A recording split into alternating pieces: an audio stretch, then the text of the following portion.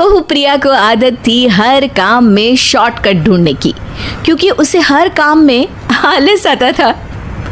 अरे यार, दूध गर्म कर दो ना। अरे पेट में जाके तो दूध ठंडा ही हो जाना है ना, तो ठंडा ही पी लो ना। अरे तुम मेरा सर गर्म मत करो यार। अच्छा है, सर गर्म हो जाए तो सर पे दूध रख लेना, वो भी गर्म हो जाएगा। एक बात बताओ, तुम इतनी आलसी क्यों हो? अरे बोलो ना, इतनी आलसी क्यों हो? प्रिया जवाब दो। जवाब देने में आलस आ रहा है। पति वहां से उठ के बड़बड़ाते हुए खुद दूध गर्म करने चला जाता है और प्रिया अपनी आंखें बंद करके सोफे पर लेट जाती है। प्रिया की इस आदत का घर वाले सबको पता तो था ही, अब तो बाहर वाले भी उसको आलसी बोलने लगे थे।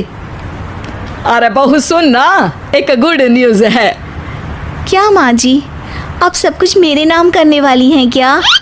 अरे बस तेरा दिमाग पैसों में ही लगा रहता है। माँ जी, आपको तो पता है कि मैं गांधी जी की कितनी बड़ी फैन हूँ, और गांधी जी तो नोट पे ही मिलते हैं ना, इसलिए पैसों के अलावा कहीं दिमाग ही नहीं रहता। वैसे गुड न्यूज़ क्या है? अरे गुड न्यूज ये है कि मेरी कुछ सहेलियां आने वाली है। ये भी कोई गुड न्यूज़ है क्या?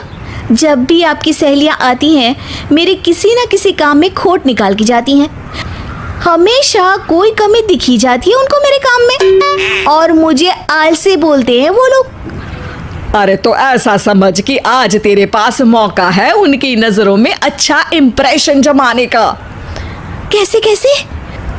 उनके लिए खाने की इतनी स्वादिष्ट चीजें बना कि वे उंगलियां चाटती रह जाए। माँ जी, ये तो आप मुझे नया काम पकड़ा रही हो। अरे मेरी सहेलियों से तारीफ पानी है कि नहीं?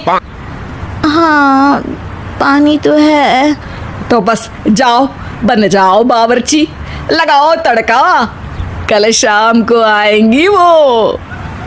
अगले दिन सास सुबह से घर के बाहर अपनी सहेलियों के पास चली जाती है, और शाम को सब प्रिया के हाथ का खाना खाने घर आते हैं। आज देखते हैं कि प्रिया बनाती क्या है।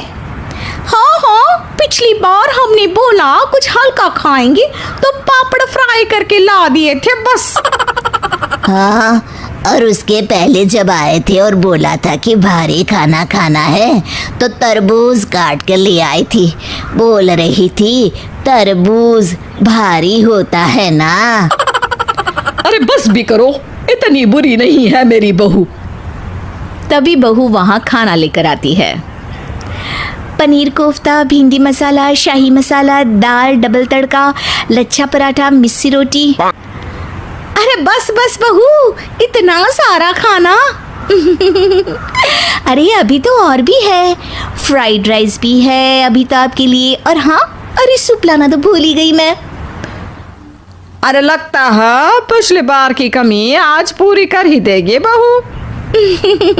हाँ, आप खाइए तो।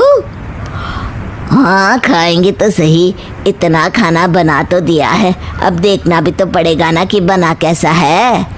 हाँ, लगा ले भोग खुद को। खाना चखते ही तीनों सहेलियां प्रिया की वाहवाही करने लगती है। अरे शानदार, जबरदस्त, जिंदाबाद, मजे आ गए प्रिया। प्रिया की सास भी कमाल है, बहू को क्या जायकेदार खाना बनाना सिखाया है।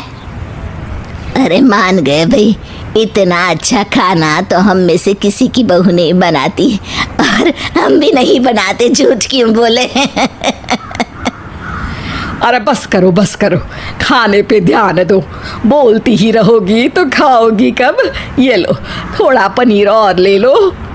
सास भी सहेलियों के साथ खाना खाने लगती है, पर बहू के साथ अपनी भी तारीफ सुनकर सास मन ही मन फूली नहीं समा रही थी। प्रिया ने बड़ी खुशी से सबको खाना परोसा, और सबने झट से खाना खत्म भी कर दिया। राधे राधे, मजा आ गया। और थक गई खाना खाते खाते, अब बस बिस्तर लग जाए मेरा। अब तो जब भी मेरे घर मेहमान आएंगे प्रिया को ले जाया करूंगी खाना बनाने के लिए, मेहमान भी खुश हो जाएंगे। सास खुश है कि प्रिया की इमेज अपनी सहेलियों के सामने काफी सुधर गई है। प्रिया खाने के बर्तन समेटती है। इतने में तीनों सहेलियां हाथ धोने किचन में चली जाती है। तभी एक सहेली देखती है कि किचन स्टैंड पर कागज पड़ा हुआ है। वो सोचती है कि कागज को डस्टबिन में डाल दे। जैसे ही वो उसे उठाती है तो देखती ही रह जाती है। दरअसल वो एक बिल है जिसमें वो सारी चीजें लिखी है जो उन्होंने अभी अभी खाई है। वो चुपचाप बिल उठाकर बाहर आ जाती है और उसके पीछे बाकी दो सहेलियां भी आती हैं। प्रिया, खाना अच्छा बनाया था, सच कहूँ तो बहुत अच्छा बनाया था।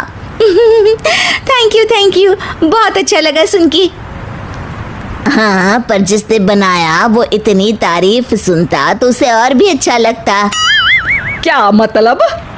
ये बिल देखो, तुम्हारी बहू ने ऑनलाइन ऑर्डर किया था खाना। अरे तारीख तो आज की ही है ना? हाँ, आज की ही है। प्रिया, ये सब सही है क्या?